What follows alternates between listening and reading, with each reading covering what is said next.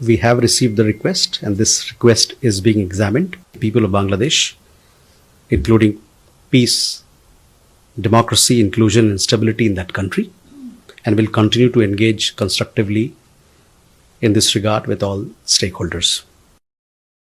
শেখ হাসিনাকে বাংলাদেশে ফেরত চেয়ে দিল্লির কাছে আবেদন ঢাকার। বাংলাদেশের আবেদনের কথা স্বীকার ভারতের বিদেশ মন্ত্রকের। ভারতের যে প্রত্যর্পণ চুক্তি আসলে তো একটা মানবাধিকার মানা। আপনি একজন মানুষ, এটা কোনো বিচার?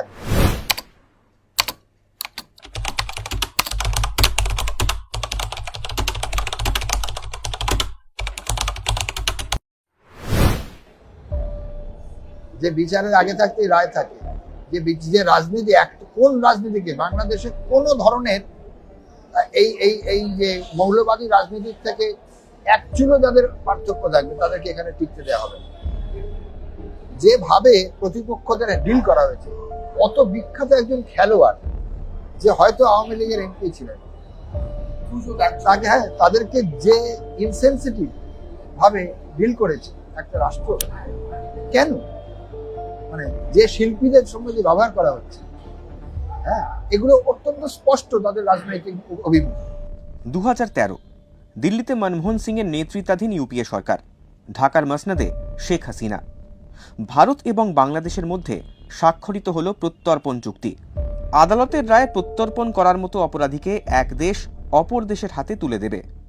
সম্মত হয় দুই দেশ। 2016 চুক্তিতে সংশোধন, আরও সহজ হয় প্রত্যর্পণের পথ। শুধু গ্রেপ্তারি পরোয়ানা থাকলেই প্রত্যর্পণ করা যাবে, প্রয়োজন হবে না কোনো তথ্য প্রমাণ।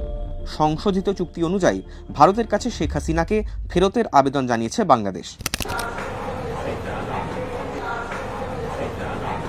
আমরা যখন একজনকে স্থান দিয়েছি, কতগুলো নিশ্চয়ই ডেমোক্রেটিক মূল্যবোধ তার পেছনে। যে কোনো প্রত্যর্পণ চুক্তি যে ওই মানে ঘাতকের হাতে কাউকে তুলে দিতে বলে না। একটা সুষ্ঠু বিচার ব্যবস্থা চাই, আন্তর্জাতিক মানদণ্ড হতে পারে। ফলে আমার মতে যে একজন বিপন্ন মানুষ, তিনি রাষ্ট্রপতি ছিলেন না, প্রধানমন্ত্রী ছিলেন, একটা সভ্য দেশ তো, পৃথিবীতে এমনকি রেফিউজিদেরও মানবাধিকার মানা হয়, তাই না? লার্জার তুমি যদি বলো, তাহলে সেটা রক্ষা হোক। মানে এটা আমি বলবো যে সেটা নিশ্চয়ই বিবেচনায় থাকবে। ইনি ব্যক্তি মানে প্রধানমন্ত্রী ছিলেন বলে আমার বাড়তি কিছু বলার নেই। ওই জায়গায় যে কোনো ব্যক্তি থাকলে আমি বলতাম এটাই মানদণ্ড হওয়া যে মানবিকতা। প্রত্যর্পণ চুক্তি মানবিকতাকে বাদ দিয়ে না। জুলাই অভ্যুত্থানে দেশ ছাড়া প্রধানমন্ত্রী আশ্রয় নিয়েছেন দিল্লিতে। 1.5 বছরেরও বেশি বাংলাদেশে নির্বাচিত কোনো সরকার নেই। ভোট হবে 2026 ফেব্রুয়ারিতে। গণতন্ত্রের ক্ষেত্রে যা করার ছিল সেক্ষেত্রে ঘাটতি ছিল অবশ্যই। আওয়ামী লীগ সরকারের 3টে নির্বাচনে বিরোধীরা দাঁড়ালো না।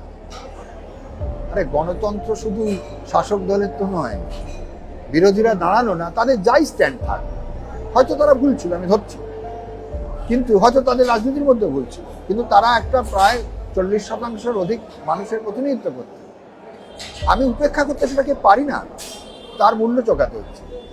এমনকি যে 14 দলীয় যে ফ্রন্ট, মানে বা ওই যে তুমি দেখবে যে একটা যখন মন্ত্রিসভা গঠন হলো শেষ দুবার, তাদেরও কোনো প্রতিনিধিত্ব থাকলো না।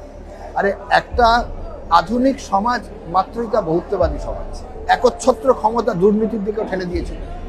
একচ্ছত্র ক্ষমতা মানে তুমি কোনো আনসারেবল নও, অতএব তার স্বাভাবিক গতিই হবে দুর্নীতি। তাই হয়েছে। হাসিনার প্রত্যর্পণ নিয়ে দুই প্রতিবেশীর মধ্যে তিক্ততা। বাংলাদেশে বাড়ছে ভারত বিদ্বেষ। ভারতের বিদেশ নীতির মূল বিষয় কি ছিল যেটা তুমি বলো? প্রতিবেশীর সঙ্গে সুসম্পর্ক তোমাকে রাখতে হবে। এটা তোমাকে পলিটিক্যালি তোমার কাছে ইম্পর্টেন্ট যে প্রতিবেশী সুসম্পর্ক মানে কি? সর্বদা কি রাষ্ট্র হবে? না হতে পারে। পাকিস্তানের যখন যুদ্ধ হয়, মুক্তিযুদ্ধের সময় মুক্তিযুদ্ধকে ভারত সমর্থন করেছে, তাই না? তাহলে তাতে তো আমাদের মান যায়নি, দেখা গেল সেটাই জিতেছে, কারণ সেটাই প্রগতির শক্তি। তোমাকে যে কোনো রাষ্ট্রের চরিত্র, যার দ্বারা শাসকের চরিত্র অনুযায়ী জনগণকে বিচার করতে হবে। ডিপ্লোমেসির অনেক আছে, মাল্টি লেয়ার, সেগুলো আমাদের বুঝতে হবে।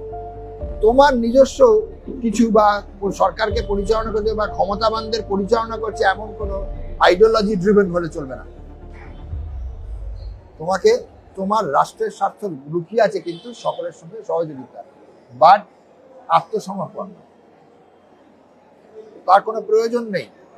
বাংলাদেশে একটা কণ্ঠ আছে, কিন্তু তুমি যদি ওখানকার এমন একটা কাজ করো যা ওখানে মানে বাংলাদেশে যদি মৌলবাদী শক্তির উত্থান ঘটে, সেটাই সবচেয়ে বড় বিপদ। এই ভারতীয় উপমহাদেশের ক্ষেত্রে বিপদ, ভারতের ক্ষেত্রে বিপদ। ভারতকে যদি থ্রেট করতে পারে কোনো বৃহৎ শক্তিগুলো, তাহলে তারা বাংলাদেশকে নিয়ে কি করছে নজর রাখার আছে, কোনো অসুবিধা নেই। But it's a complex. আমার মতে কতগুলো এই কমপ্লেক্স সিচুয়েশনে সবচেয়ে ভালো হচ্ছে গণতন্ত্রকে রক্ষা করো এবং ধর্মনিরপেক্ষতাকে রক্ষা করো।